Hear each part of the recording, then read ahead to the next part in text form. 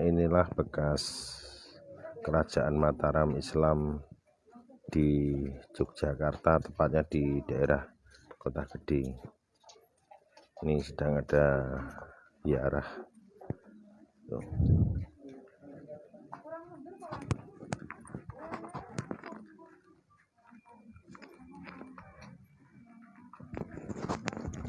Ini setiap minggu ada pisuanan.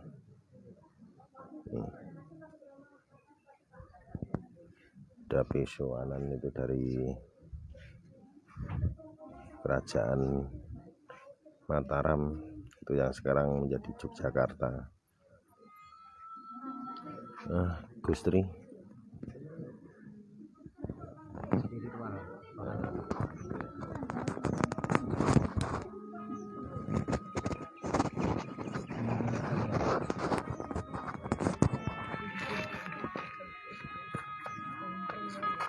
Ya,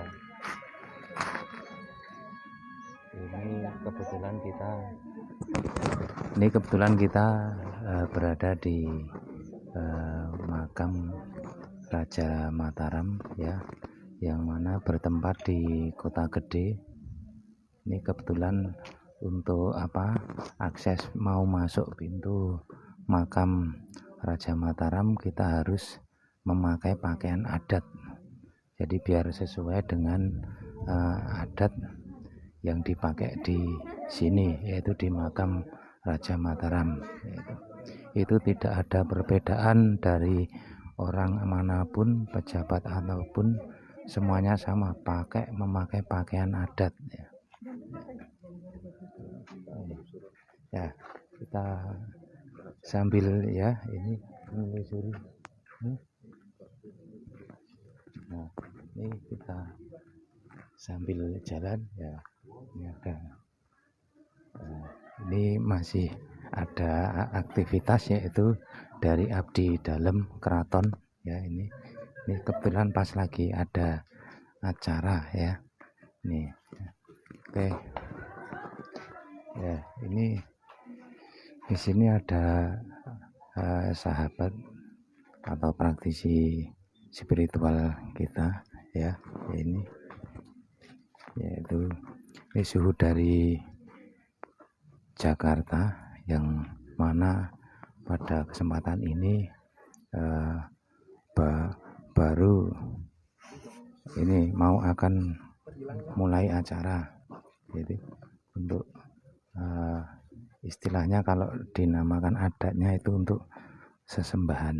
Nah, itu jadi itu untuk proses ritual yang istilahnya untuk mengusir hawa-hawa yang tidak baik, ya. Itu ritualnya seperti itu. Nah, ini ada teman saya, praktisi saya ini dari luar kota, ya. Ini aslinya itu Jakarta, ya. Berhubung dia baru istilahnya sambil berwisata ke Jogja, ini tadi mampir ke gubuk kita, ke rumah Ruqyah Nuju Raharjo. Nah, dan beliau berkenan untuk tinggal sejenak, mungkin sampai 3 hari nanti di Jogja, di rumah Ruqyah Nuju Raharjo. Nah, ini karena minggunya minggu ceria, ini kita ajak ke makam Raja Mataram yang bertempat di Kota Gede. Ini praktisi supranatural dari Jakarta. Ini pada kesempatan ini memang kita acaranya baru santai. Pokoknya ini dalam rangka santai saja. Ini ya, Mas. Ya, ini. Kat sih. Kamu aku. Ini gimana untuk Ya, ini saudara saya, ini praktisi dari Jakarta. Ini nanti kira-kira mau tinggal berapa lama ini di Jogja, merasa nyaman apa enggak?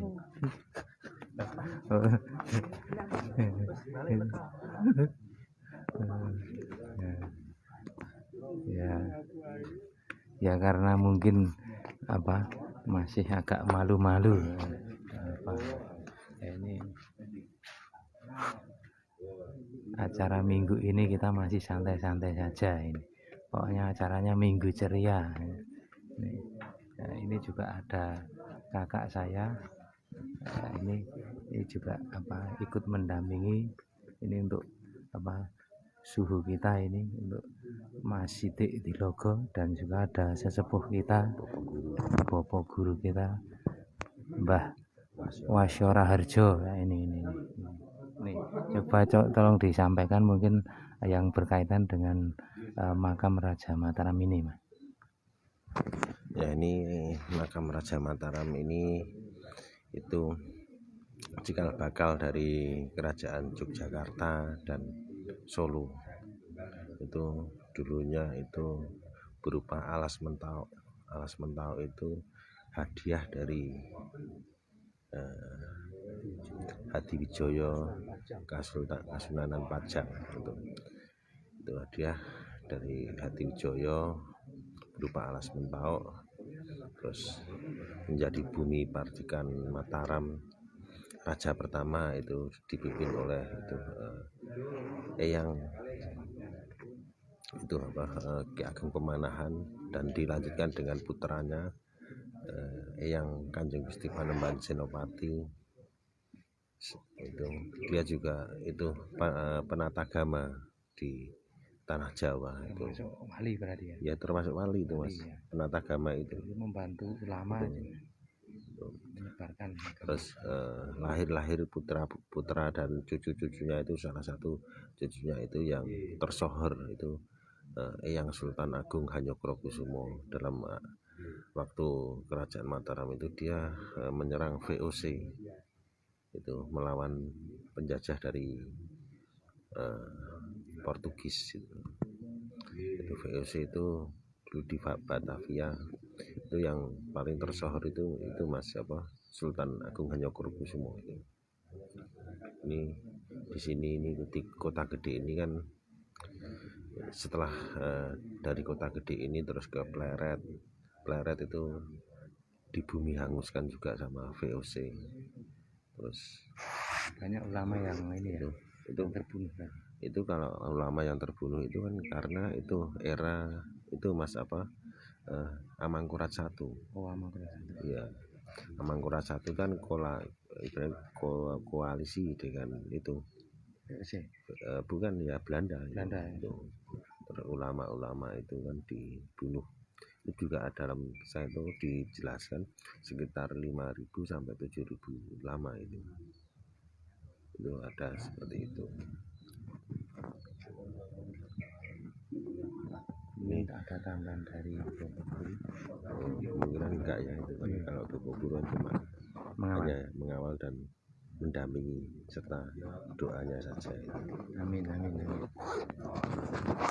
Oke ya, ini rekan-rekan yang mungkin sedang menyaksikan kita akan ke ini dilanjut ke Sendang ya.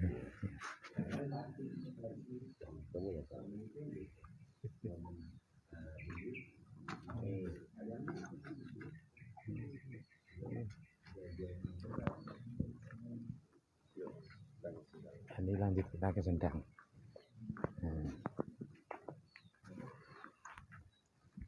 Ya, ini pintu masuk Sendang ini ya.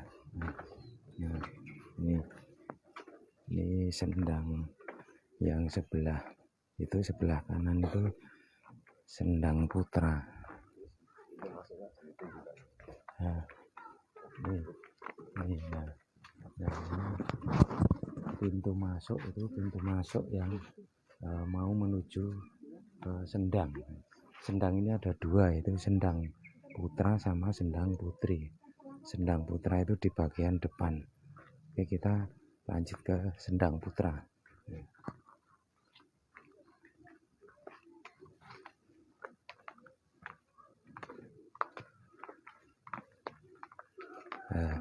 Ini kita mau menuju ke Sendang Putra. Itu di atas Sendang Putra itu ada kuburan Kiai Dudo gitu. Ya itu Kiai Dudo itu apa lambangnya itu bulus putih. Nah, itu ada termasuk itu prajurit dari Raja Mataram gitu. Nah, ini kita masuk ke Sendang Putra atau Sendang Kakung. Nah, inilah Sendang Kakung yaitu ataupun Sendang Putra. Nah, ini di sini ada sumber mata air itu sudah beribu-ribu tahun itu apa tidak asat ya, tidak kering ya. Kalau Jawanya asat gitu. Nah, ya kurang lebih ada sekitar 500 tahun. Nah itu di Sendang Sendang ini ada ini ikan-ikan yang apa istilahnya tinggal atau bermukim di sini ya. Itu ikan itu ikan lele lokal, tapi gedenya sudah segitu ya. Itu sudah beratus-ratus tahun, kurang lebih 500 tahun ya. Ini Sendang ini dulu dipakai untuk mandi ya itu ya. Ini jadi apa Sendang ini juga sampai sekarang masih dipergunakan untuk apa ritual mandi. Nah, itu ritual mandi itu ya mungkin dipercaya kalau orang yang istilahnya habis mandi dari sini mungkin apa ininya nanti bisa perkasa. Nah itu bisa apa berwibawa itu filosofinya mandi di sini itu kepercayaannya seperti itu. Nah itu terus itu di sebelah barat itu juga ada sumur itu. Itu juga sumur mungkin untuk apa setelah dari Sendang itu nanti terus apa bersuci dengan sumur itu. Nah itu. Nah, ya, inilah Sendang Kakung ataupun Sendang Putra. Ya, itu apa bagian dari apa tempat ataupun pemandian yang berada di makam Raja Mataram. Nah, ini di Sendang itu juga ada ikan Truno lele. Ya, di sini dipercaya ada seekor ikan itu Truno lele. Itu kalau hanya orang-orang yang beruntung yang bisa melihat itu cuma itu Mas, kepala dan badannya itu tidak ada itu dagingnya, hanya tulangnya saja. Itu entah mitos atau apa itu namanya Truno lele. Itu mesti ada ini. Itu sudah dipercaya ada mitosnya seperti itu. Itu Truno lele itu seperti itu. Jadi ibaratnya cuma hanya durinya saja itu. Tapi untuk sama kepala, tapi untuk membuktikan itu tetap nggak bisa, soalnya gaib itu nggak bisa dibuktikan. Cuma ini mungkin mitos atau dongeng gitu ya, itu kan seperti itu. Ini dipercaya ada Truno lelenya itu. Dan di sebelah sana itu selatannya itu juga itu apa namanya tempat pemandian, tapi putri. Kalau di sini dipercaya dulu untuk mandi para raja dan putra raja. Terus di sebelah benteng itu Mas, situ ada lagi itu namanya Sendang Sumber Kemuning. Itu lebih tua dari sini gitu. Di luar benteng itu. Coba kita menuju ke itu Sendang Putri Mas. Oke, rekan-rekan spiritual, rekan-rekan sedulur-sedulur yang apa masih bersama saya ini, kita akan menuju satu Sendang lagi, yaitu yang masih berada di komplek makam raja, itu Sendang Putri. Kita akan menuju ke Sendang Putri ya, yaitu Sendang Putri itu letaknya di sebelah kanan atau sebelah selatan dari Sendang Kakung ataupun Sendang Putra gitu. Ya, oke, kita menuju ke Sendang Putri. Nah, ini pintu masuk mau menuju Sendang Putri. Ya, ini Ya. Nah, nah itu ya, memang di Sendang Putri ini banyak dikunjungi, terutama kaum putri-putri ya, kaum hawa ya.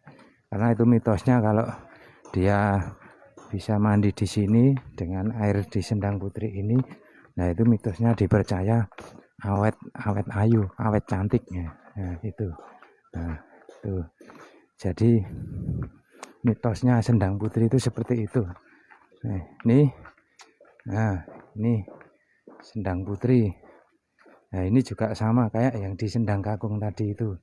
Nah, ini juga sudah beratus-ratus tahun nih airnya nggak pernah kering. Nah, ini itu di sana juga terlihat ikan yang sangat besar, itu sudah beratus tahun juga. Terus ini di samping Sendang Putri ini ada sumur ini anu Mas, anu ya, sumur itu ini mitosnya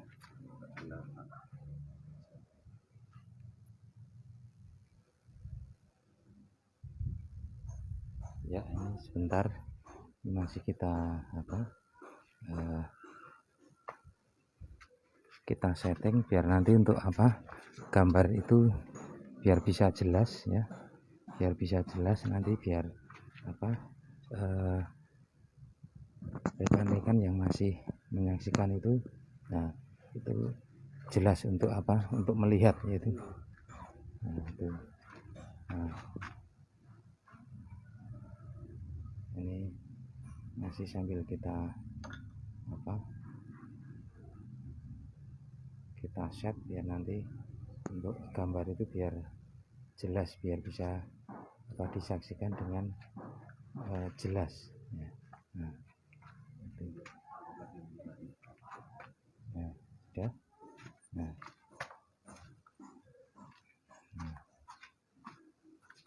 Nah, ini sumur ini Mas, ini dipercaya ini sumber airnya itu dari pohon beringin itu.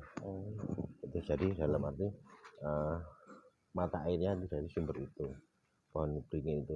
Pohon beringin itu yang menanam Sunan Kalijaga. Berarti termasuk juga warisan dari Sunan ya? Iya, itu.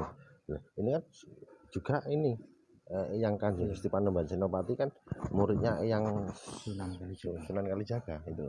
Terus untuk mitos yang untuk sumur ini gimana itu? Ini dulu untuk menaruh Kiai Joko Dudo itu tadi. Oh, nah, Kiai Joko Dudo itu tadi itu hewan kura-kura atau labi-labi atau bulus, bukan kura-kura, bulus putih, itu dipercaya dulu itu jelmaan dari seorang prajurit yang disabdo. Disabdo itu dalam arti sabdo itu kayak apa itu Mas namanya, dikutuk ya, itu jadi bulus itu. Itu kalau nggak salah sama Ki Ageng Jurupiting. Kalau nggak salah kayak gitu.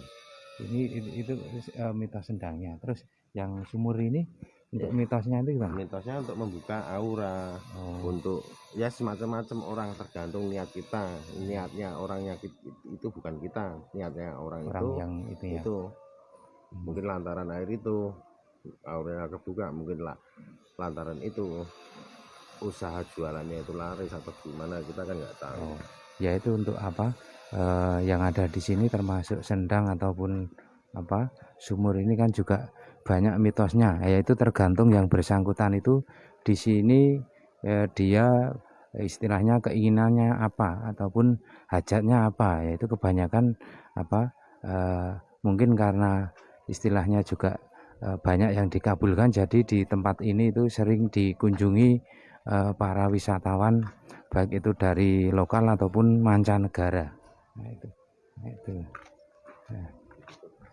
Ya ini karena waktu sudah menunjukkan waktu sholat duhur ya, terima kasih atas apa yang kita sampaikan ini. Mas Cemplon Jaki ya, untuk Mas Cemplon Jaki dan sahabat-sahabatku semua dari spiritual, yaitu termasuk wong desa, dan mungkin tidak bisa saya sebutkan satu persatu, termasuk suhu kita dari Purworejo, bobo kita dari Purworejo ya. Selamat semua ya, kita saling mendoakan semoga kita selalu diberikan rezeki kebahagiaan dan dimudahkan segalanya. Ya, ini karena sudah adzan, ini saya akhiri, saya tutup. Assalamualaikum warahmatullahi wabarakatuh.